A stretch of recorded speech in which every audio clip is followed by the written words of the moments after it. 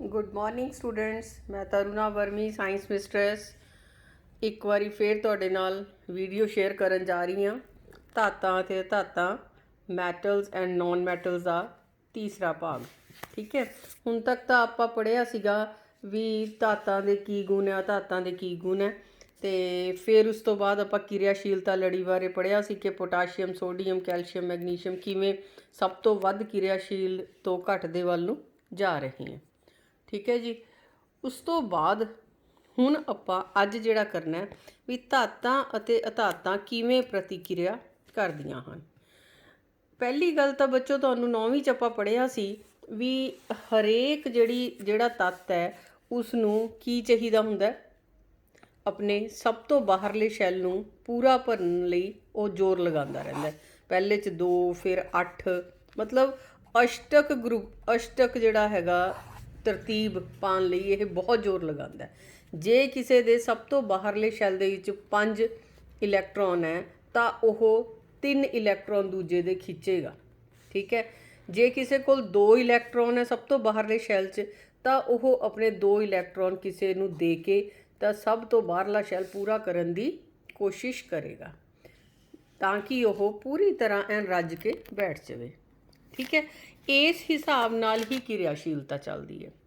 ਬੱਚੋ ਕਿਵੇਂ ਵੀ ਦੇਖੋ, ਇੱਕ ਤਾਂ ਹੁੰਦਾ ਵੀ ਇਹਦੇ ਵਿੱਚ ਤੁਹਾਡੀ ਕਿਤਾਬ ਦੇ ਵਿੱਚ ਹੀ ਚਲੋ ਆਪਾਂ ਕਰਦੇ ਹਾਂ ਵੀ ਆਹ ਦਿੱਤੇ ਹੋਏ ਆ ਧਾਤਾਂ ਅਤੇ ਅਧਾਤਾਂ। ਦੇਖੋ ਪਹਿਲਾਂ ਤਾਂ ਆਰਗਨ ਦਾ ਜਿਹੜਾ ਹੈਗਾ ਪਰਮਾਣੂ ਅੰਕ 18 ਹੈ, ਉਸ ਦੀ ਜਿਹੜੀ ਤਰਤੀਬ ਹੈ ਪਹਿਲੇ ਸ਼ੈੱਲ 'ਚ 2, ਦੂਜੇ 'ਚ 8, ਤੀਸਰੇ 'ਚ 8।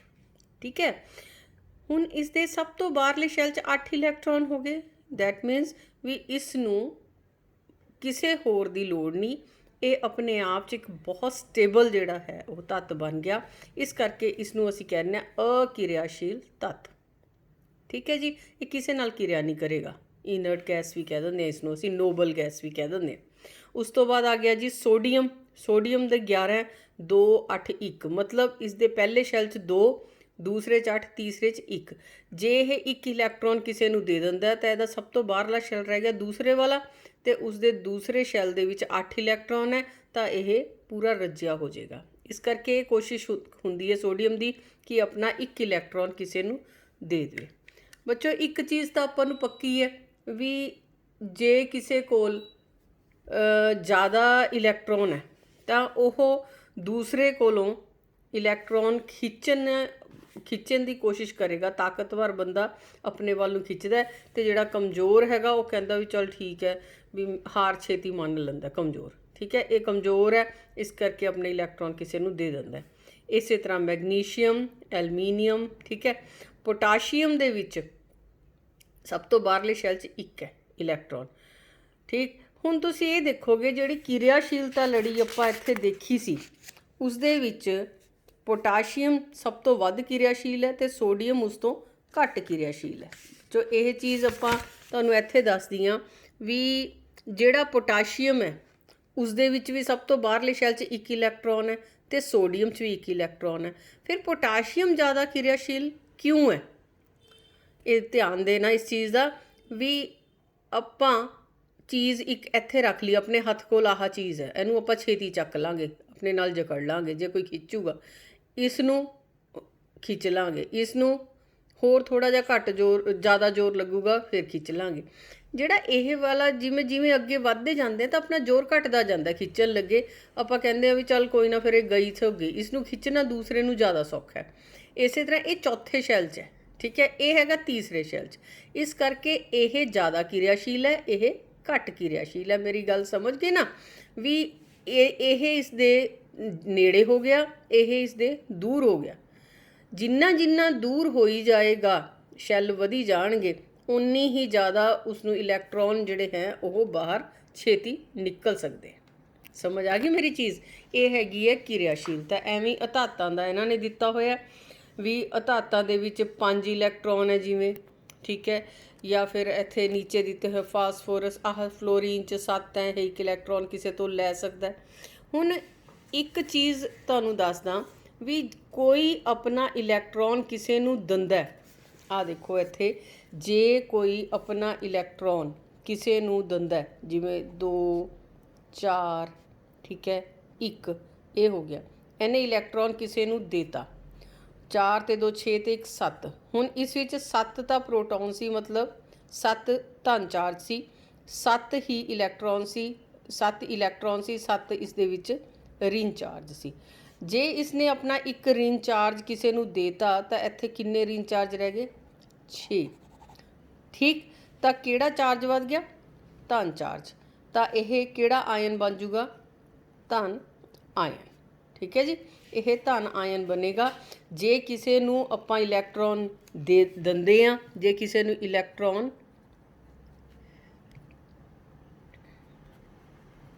ਇਲੈਕਟ੍ਰੋਨ ਦਿੰਦਾ ਹੈ ਤਾਂ ਕੀ ਬਣ ਜਾਂਦਾ ਜੀ? ਧਨ ਆਇਨ। ਇਲੈਕਟ੍ਰੋਨ ਲੈਂਦਾ ਹੈ ਕਿਸੇ ਤੋਂ ਤਾਂ ਕੀ ਬਣ ਜਾਂਦਾ ਜੀ? ਰਿਨ ਆਇਨ, ਮਤਲਬ ਕਰਜ਼ਦਾਰ ਹੋ ਗਿਆ, ਰਿਣੀ ਹੋ ਗਿਆ, ਉਹ ਰਿਨ ਆਇਨ ਬਣ ਗਿਆ। ਓਕੇ, ਤੇ ਇਹ ਜਿਹੜੇ ਬੰਧਨ ਬਣਦੇ ਆ ਇਹਨਾਂ ਨੂੰ ਅਸੀਂ ਕਹਿੰਦੇ ਆ ਆਇਨੀ ਬੰਧਨ। ਕਿਹੜੇ ਬੰਧਨ ਕਹਿੰਦੇ ਆ? ਆਇਨੀ ਬੰਧਨ। ਜਿਵੇਂ ਸੋਡੀਅਮ ਤੇ ਕਲੋਰਾਈਡ ਦਾ ਬੰਧਨ, ਸੋਡੀਅਮ ਕਲੋਰਾਈਡ ਨਮਕ ਬਣਦਾ, ਉਹ ਵੀ ਆਇਨੀ ਬੰਧਨ ਹੈ। ਕੋਈ ਇਸ ਦੇ ਦੇਖੋ ਦਿੱਤਾ ਹੋਇਆ ਤੁਹਾਡੇ ਵੀ ਸੋਡੀਅਮ ਜਿਹੜਾ ਹੈਗਾ ਇਲੈਕਟ੍ਰੋਨ ਗਵਾਉਂਦਾ, ਠੀਕ ਹੈ। ਤੇ ਕਲੋਰੀਨ ਜਿਹੜਾ ਹੈਗਾ ਉਹਦੇ 7 ਹੁੰਦੇ, ਉਹਨੂੰ 1 ਇਲੈਕਟ੍ਰੋਨ ਚਾਹੀਦਾ, ਉਹ ਇਲੈਕਟ੍ਰੋਨ ਲੈਂਦਾ। ਠੀਕ, ਤਾਂ ਇਹ ਜਿਹੜਾ ਹੈਗਾ ਜਿਹੜਾ ਗਵਾਉਂਦਾ ਇਲੈਕਟ੍ਰੋਨ, ਮੈਂ ਤੁਹਾਨੂੰ ਕਿਹਾ ਸੀ ਕੀ ਬਣ ਜਾਂਦਾ ਜੀ? ਉਹ ਧਨ ਆਇਨ। ਉਸ ਦੇ ਉੱਤੇ ਕਿਹੜਾ ਨਿਸ਼ਾਨ ਆ ਜਾਏਗਾ? ਧਨ ਦਾ। ਤੇ ਕਲੋਰੀਨ ਲੈਂਦਾ ਇਲੈਕਟ੍ਰੋਨ, ਉਸ ਉੱਤੇ ਕਿਹੜਾ ਨਿਸ਼ਾਨ ਆ ਜਾਏਗਾ?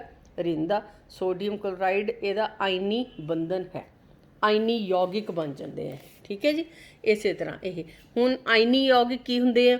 ਧਾਤਾਂ ਤੇ ਧਾਤ ਤੋਂ ਅਧਾਤ ਵੱਲ ਇਲੈਕਟ੍ਰੋਨਾਂ ਦੇ ਜਾਣ ਨਾਲ ਬਣੇ ਯੌਗਿਕ ਨੂੰ ਆਇਨੀ ਯੌਗਿਕ ਜਾਂ ਬਿਜਲਈ ਸੰਯੋਜਕ ਯੌਗਿਕ ਆਖਦੇ ਹਨ। ਕੁਐਸਚਨ ਆ ਜਾਂਦਾ ਤੁਹਾਨੂੰ ਵੀ ਆਇਨੀ ਯੌਗਿਕ ਕਿਹੜੇ ਹੁੰਦੇ ਹਨ ਜਾਂ ਬਿਜਲਈ ਸੰਯੋਜਕ ਕਿਹੜੇ ਹੁੰਦੇ ਹਨ? ਤਾਂ ਇਹ ਤੁਸੀਂ ਆਹ ਇੱਥੇ ਛੋਟਾ ਕੁਐਸਚਨ ਤੁਹਾਡੇ ਕੋਲ ਬਣ ਗਿਆ। ਓਕੇ ਜੀ, ਹੁਣ ਇਹਨਾਂ ਦੇ ਗੁਣਾਂ 'ਤੇ ਆ ਜਾਈਏ ਵੀ ਆਇਨੀ ਯੌਗਿਕਾਂ ਦੇ ਕੀ ਗੁਣ ਹੁੰਦੇ ਆ।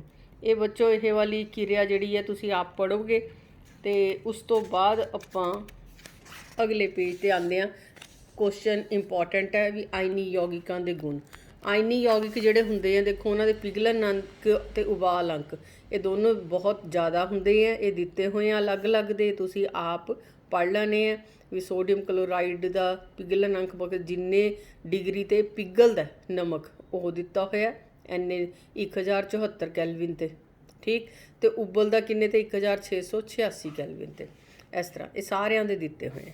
ਉਸ ਤੋਂ ਬਾਅਦ ਆ ਜਾਓ ਜੀ ਤੁਸੀਂ ਆਇਨੀ ਯੌਗਿਕਾਂ ਦੇ ਗੁਣ। ਪਹਿਲਾਂ ਤਾਂ ਭੌਤਿਕ ਅਵਸਥਾ। ਇਹ ਜਿਹੜੇ ਆਇਨੀ ਯੌਗਿਕ ਹੈ ਠੋਸ ਅਤੇ ਕੁਝ ਕਠੋਰ ਹੁੰਦੇ ਹਨ ਕਿਉਂਕਿ ਇਹਨਾਂ ਦੇ ਧਨ ਅਤੇ ਰਿਨ ਆਇਨਾਂ ਵਿਚਕਾਰ ਮਜ਼ਬੂਤ ਆਕਰਸ਼ਣ ਬਲ ਹੁੰਦਾ ਹੈ। ਓਕੇ ਜੀ, ਉਸ ਤੋਂ ਬਾਅਦ ਪਿਘਲਾਓ ਅਤੇ ਉਬਾਲ ਅੰਕ। ਆਇਨੀ ਯੌਗਿਕਾਂ ਦੇ ਪਿਘਲਨ ਅੰਕ ਅਤੇ ਉਬਾਲ ਅੰਕ ਉੱਚੇ ਹੁੰਦੇ ਹਨ ਕਿਉਂਕਿ ਇਹਨਾਂ 'ਚ ਮਜ਼ਬੂਤ ਬੰਧਨ ਹੁੰਦਾ, ਉਹਨਾਂ ਨੂੰ ਤੋੜਨ ਲਈ ਬਹੁਤ ਜ਼ਿਆਦਾ ਊਰਜਾ ਦੀ ਲੋੜ ਹੁੰਦੀ ਹੈ। ਇਸ ਕਰਕੇ ਪਿਘਲਾਓ ਅਤੇ ਉਬਾਲ ਅੰਕ ਉੱਚੇ ਹੁੰਦੇ ਹਨ। ਘੁਲਣਸ਼ੀਲਤਾ। ਇਲੈਕਟ੍ਰੋਵੇਲੈਂਟ ਬਿਜਲੀ ਸੰਯੋਜੀ ਆਮ ਕਰਕੇ ਪਾਣੀ ਵਿੱਚ ਘੁਲਣਸ਼ੀਲ ਹੁੰਦੇ ਹਨ ਅਤੇ ਮਿੱਟੀ ਦੇ ਤੇਲ, ਪੈਟਰੋਲ ਆਦਿ ਵਿੱਚ ਅਘੁਲ ਹੁੰਦੇ ਹਨ। ਪਾਣੀ 'ਚ ਘੁਲਦੇ ਹੈ, ਮਿੱਟੀ ਦੇ ਤੇਲ, ਪੈਟਰੋਲ ਵਗੈਰਾ 'ਚ ਨਹੀਂ ਘੁਲਦੇ। ਅਗਲਾ ਆ ਗਿਆ ਬਿਜਲੀ ਚਾਲਕਤਾ। ਕਿਸੇ ਘੋਲ ਵਿੱਚੋਂ ਬਿਜਲੀ 'ਚ ਲੰਘਾਉਣ ਲਈ ਚਾਰਜਿਤ ਕਣਾਂ ਭਾਵ ਆਇਨਾਂ ਦੀ ਗਤੀ ਜ਼ਰੂਰੀ ਹੈ। ਆਇਨੀ ਯੌਗਿਕਾਂ ਦੇ ਪਾਣੀ ਘੋਲਾਂ ਵਿੱਚ ਆਇਨ ਹੁੰਦੇ ਹਨ ਜੋ ਬਿਜਲੀ ਲੰਘਾਉਣ ਨਾਲ ਵਿਰੋਧੀ ਇਲੈਕਟ੍ਰੋਡ ਵੱਲ ਚਲੇ ਜਾਂਦੇ ਹਨ। ਠੋਸ ਅਵਸਥਾ ਵਿੱਚ ਆਇਨੀ ਯੌਗਿਕ ਬਿਜਲੀ ਦੀ ਧਾਰਾ ਦੇ ਚਾਲਕ ਨਹੀਂ ਹੁੰਦੇ। ਜੇ ਅਸੀਂ ਨਮਕ ਉਂਝ ਲੈ ਲਈ ਉਸ 'ਚੋਂ ਬਿਜਲੀ ਧਾਰਾ ਨਹੀਂ ਲੰਘੇਗੀ, ਪਰ ਜੇ ਅਸੀਂ ਉਸਨੂੰ ਪਾਣੀ 'ਚ ਘੋਲ ਕੇ ਉਸ 'ਚੋਂ ਬਿਜਲੀ ਲੰਘਾਈਏ ਤਾਂ ਉਸ 'ਚੋਂ ਬਿਜਲੀ ਲੰਘੇਗੀ। ਓਕੇ ਜੀ, ਇਹ ਹੋ ਗਿਆ ਇਹਨਾਂ ਦੇ ਗੁਣ।